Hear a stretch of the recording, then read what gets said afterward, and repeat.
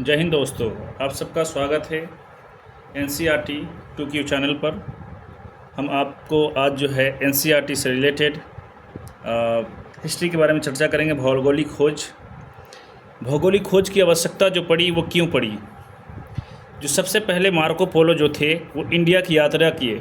Marco Polo को भारतीय मध्यकालीन इतिहासकार यात्रियों का राजकुमार कहा जाता है और इन्होंने विजयनगर साम्राज्य की यात्रा की और इसके सौंदर्यीकरण के बारे में इन्होंने लिखा, यूरोपवासियों को बताया। तो यूरोपवासियों के अंदर भारत के प्रति लालसा जगी और वो भारत आने की चाह रखने लगे। इसी बीच क्या हुआ कि जो ज़मीनी मार्ग थे, जो रास्ते से आने वाले रास्ते जो मार्ग थे, उस पर क्या हुआ, वो कुस्तुनतुनिया से होकर गुजरती थी और कुस्तुनतुनिया का 1453 में जो है अंत हो गया उसके शासन का। कुस्तुनतुनिया पर सल्तनत उस्मानिया का कब्ज़ा हो गया, जो कि यूरोपीय वासियों के लिए एक तरह से सेफ़ नहीं माना गया, क्योंकि यूरोपवासी और तुर्क दोनों एक दूसरे के दुश्मन माने जाते थे। इसीलिए समुद्री मार्ग का खोज का एक जो है ना तैयारी चलने लगी। तो इसमें जो है ना पुर्तगालियों को बहुत बड़ा हाथ रहा, क्योंकि उन्होंने एक जहाज़ बनाया जो सबसे ज़्यादा हल्का और तेज़ चलने वाला जहाज़ था, जिसका नाम था कैरावल जहाज़। और इस जहाज़ की मदद से सबसे पहले जो है 1488 में पुर्तगाली व्यापारी बार्थोलोमियो डियाज ने दक्षिण अफ्रीका के सबसे दक्षिणतम बिंदु उत्तम आशा आंतरिक की खोज की। जो आंतरिक उस ज़मीन को कहते हैं जो ज़मीन समुद्र के ऊपर थी, लेकिन बहुत वो ज़मीन का हिस्सा नीचे समुद्र के नीचे चला गया, जिसकी वजह से क्या होता है, उस इलाके में जब ज्वार आता है, तूफ़ान आता है, तो बहुत भयानक रूप लेता है। वो जो सुनामी आती उसकी लहरें बहुत भयानक रूप लेती हैं। तो वो जो इलाका बन गया वो ख़तरनाक इलाका बनता था और उसकी खोज किन्होंने की, तो बार्थोलोमियो डियाज ने। उसके बाद इस सिलसिला को क्रिस्टोफर कोलंबस ने सोचा कि उसी रास्ते से उत्तम आशा आंतरिक होते हुए हम जो है भारत की खोज करेंगे, भारत के समुद्री मार्ग की खोज करेंगे।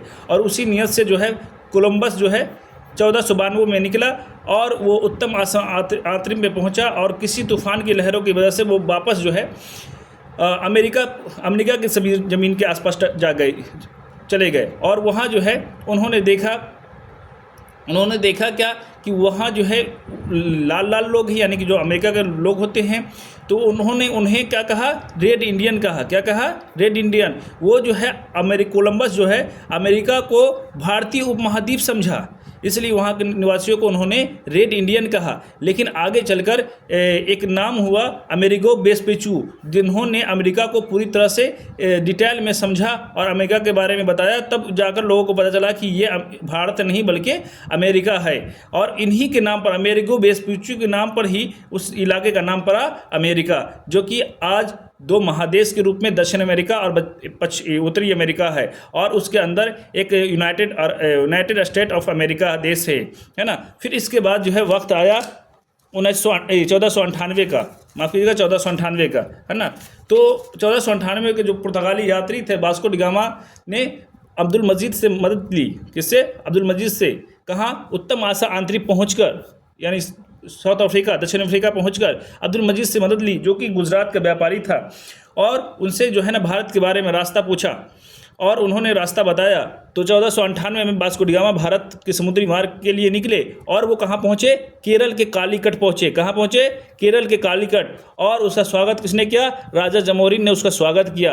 अगर सवाल पूछा जाता है वास्को डी गामा का स्वागत भारत में किसने किया, तो राजा जमोरिन ने किया। इसका मुखालफत किसने किया, इसकी जो है ना प्रतिरोध किसने किया, तो अरब व्यापारियों ने, क्योंकि अरब व्यापारी भारत में व्यापार करते थे, उनका एक अधिकार एक तरह से बना हुआ था। तो जाहिर बात है कि जब यूरोपीय आएंगे तो उनका व्यापार घटेगा। तो अब वास्को डी गामा का विरोध किसने किया? पुर्तगालियों का विरोध किसने किया?